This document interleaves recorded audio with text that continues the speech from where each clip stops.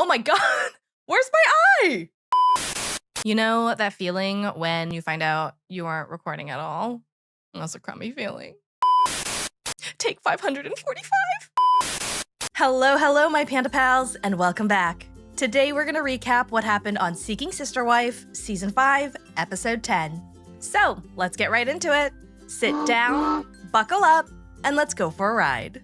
Let's start things off with the Salahuddins. Last episode, Nyla tells her friends that she doesn't super experience jealousy, and her friend is like, oh, honey, you will. You are currently doing the fun stuff and dating around. Wait until that woman moves in with you. It is a new day, and the couple are heading out to meet up with Nyla's friend Jahari and Naeem's mother, Jamila. Jahari is also a polygamist, and the couple want his mother to meet her so that she can get another perspective of a person who lives the polygamous lifestyle. And hopefully, she will gain more understanding of why they want this. It's about love, it's about unity, it's about income, it's about a lot of things, and it's not as germy and nasty as she think it is. Jahari tells us that she is polyamorous, so what that means is she is dating a married couple, but she is intimate with both the husband and the wife. They get to the restaurant and Jamila comes in. And I was initially assuming that Jamila was not aware Jahari was a polygamist and not aware that this was yet another attempt at forcing her to meet someone in a situation that she did not agree to and does not want to be a part of. But after she sits down and they do introductions, it kind of feels like they did not tell Jamila that a friend was coming to eat lunch with them at all. So this is the person? No. Oh, okay. Because I was ready to say, y'all shouldn't be doing this to me. And while I think that the world can always benefit from being open-minded and more tolerant, I do agree. I get that they want Jamila to understand their choice of lifestyle, but lying to her to get her to unwillingly be in the same room as someone that she does not want to converse with, it just doesn't seem like the best way to get her to open her mind. In fact, I think it would do the exact opposite thing. After Jamila finds out that Jahari is not a potential sister wife, Nyla is like, okay, but like, what if she was a polygamist? What would you do? I would have been cordial, but then I would have left. Ask you, why were you going to leave? Because I wasn't interested. And you should have told me beforehand.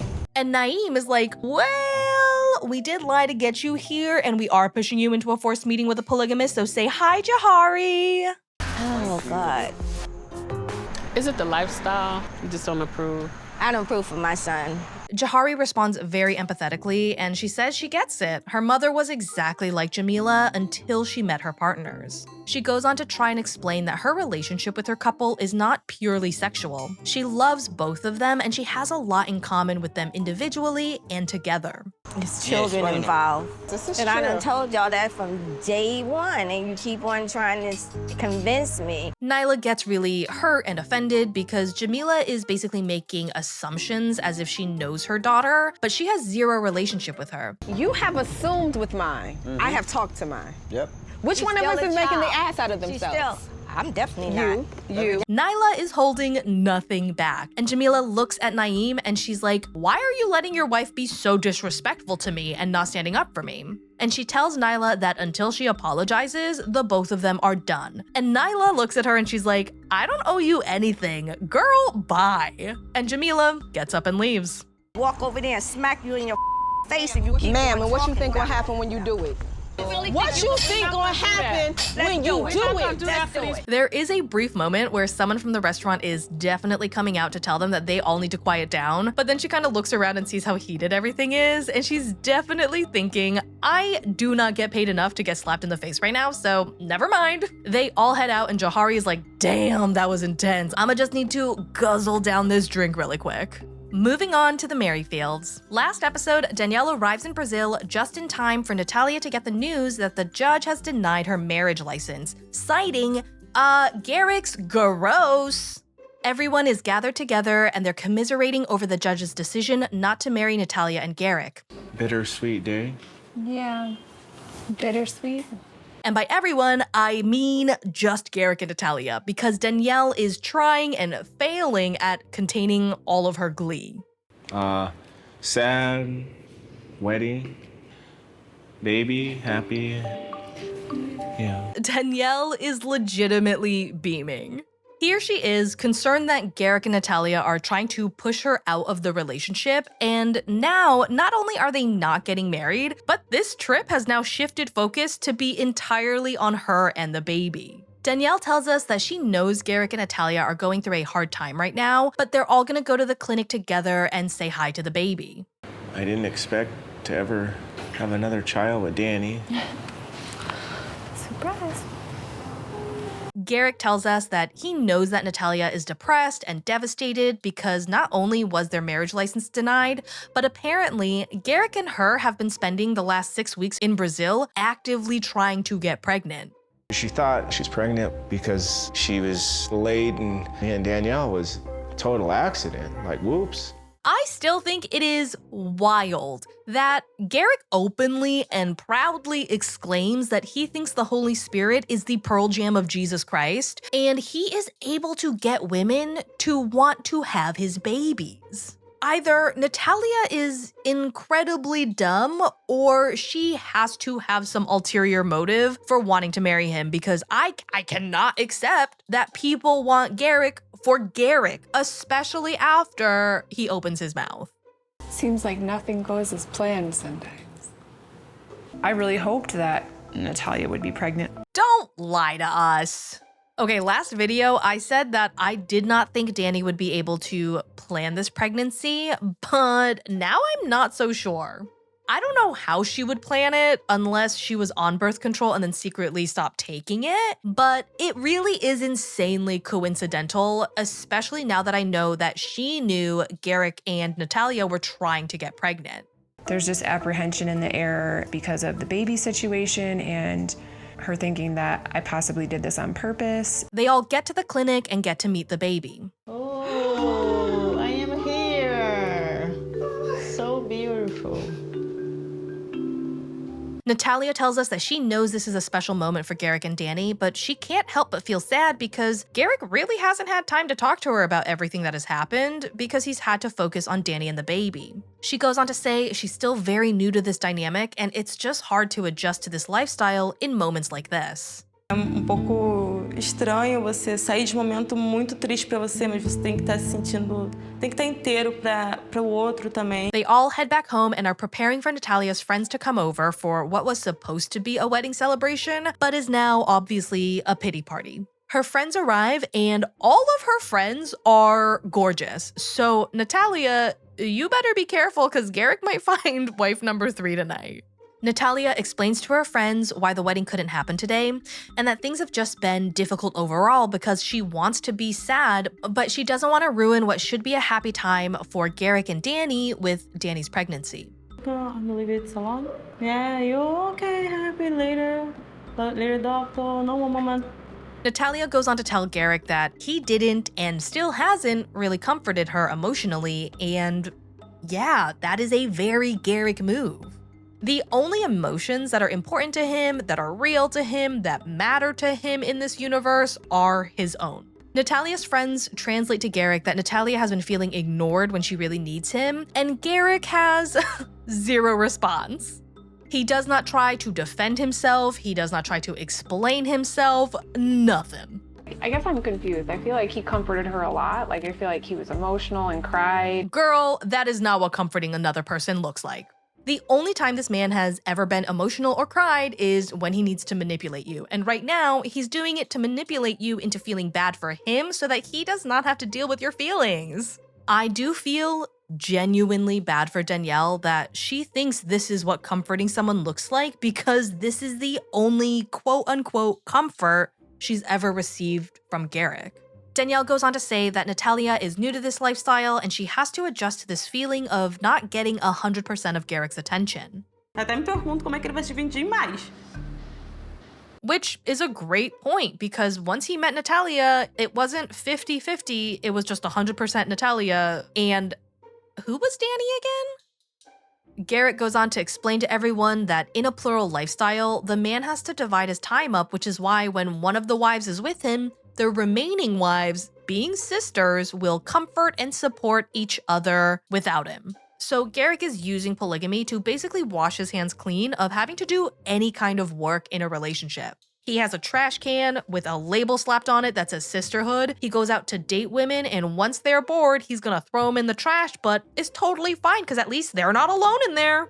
Natalia's friends question Danielle and Natalia, asking, "You're both okay with this kind of dynamic of splitting up time with him?" And Danielle says yes, but she has a concern about whether or Natalia really does. I wonder if she feels that way. Can I just ask her if she would just try to open up to me more? And it's made me feel very shut out.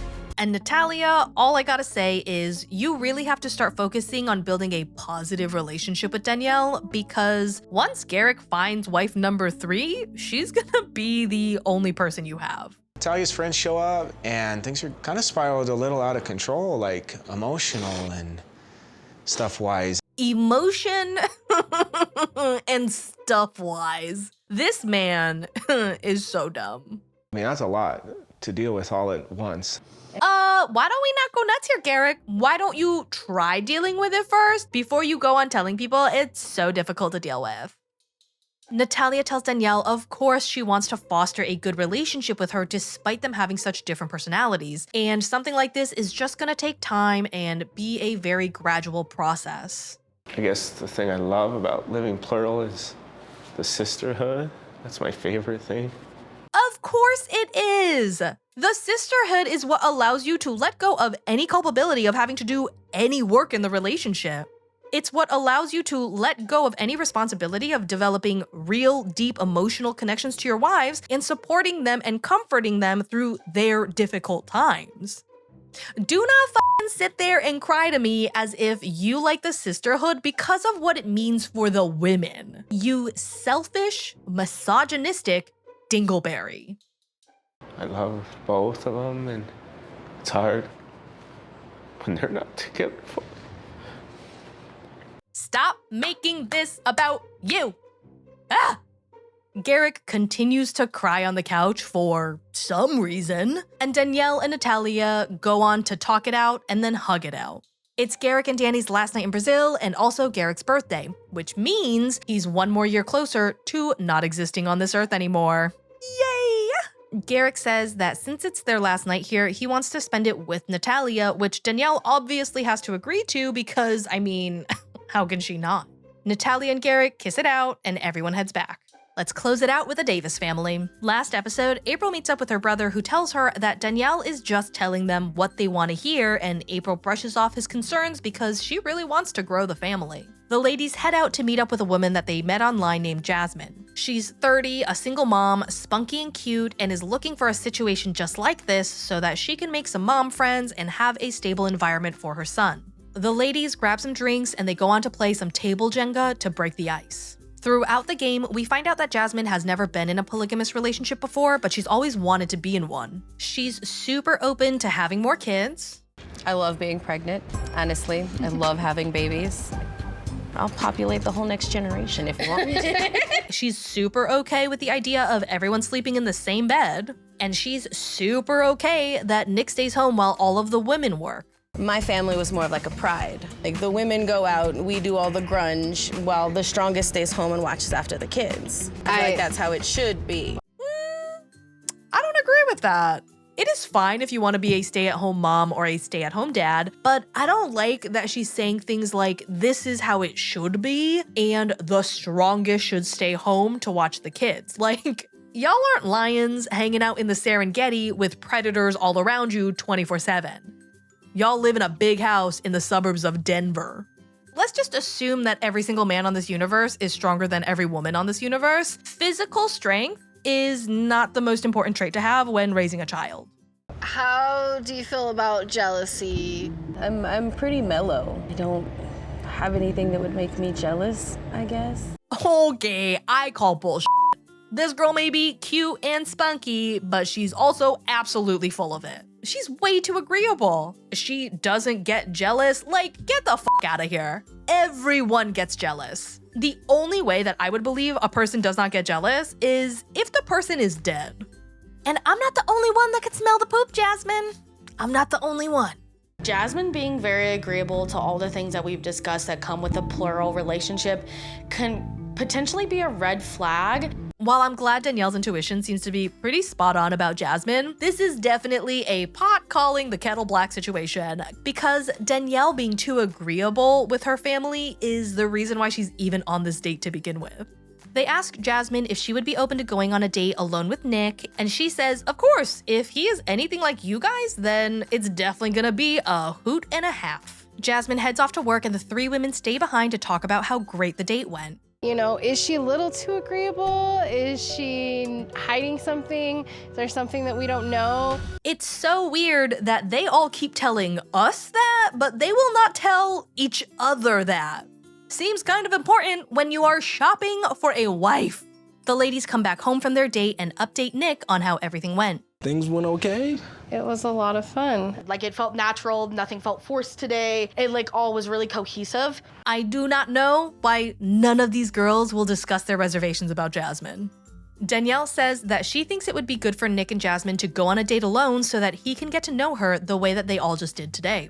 April asks Danielle again if she is 100% sure she wants to continue things with Jasmine, because if she does not want to, they can squash everything right now. It's a little hard to voice my concerns. I don't want to be the one person who's like, I have a problem with that. It can be hard. I know it's hard, but you kind of have to nut up and just do it. Like, if you went off to go get a tattoo and you're like, oh my god, I would really like Hello Kitty, and the tattoo artist drew a possum on your arm, are you gonna be like, well, I don't really want to be annoying, so yeah, it looks great, haha, and then let him permanently ink that on your skin? No, you're gonna tell him to fix it, or you're gonna go somewhere else. Like, what, you gonna marry Jasmine if you end up hating her because everyone else likes her? No, grow up. And that, my Panda Pals, is all I have for you today. If you are not subscribed yet and you liked this video and you want to see more, be sure to hit that subscribe button and come join this awesome panda parade. I hope you guys had a blast, and I hope to see you guys next time. And as always, thanks for not letting me ride this train wreck alone. Bye!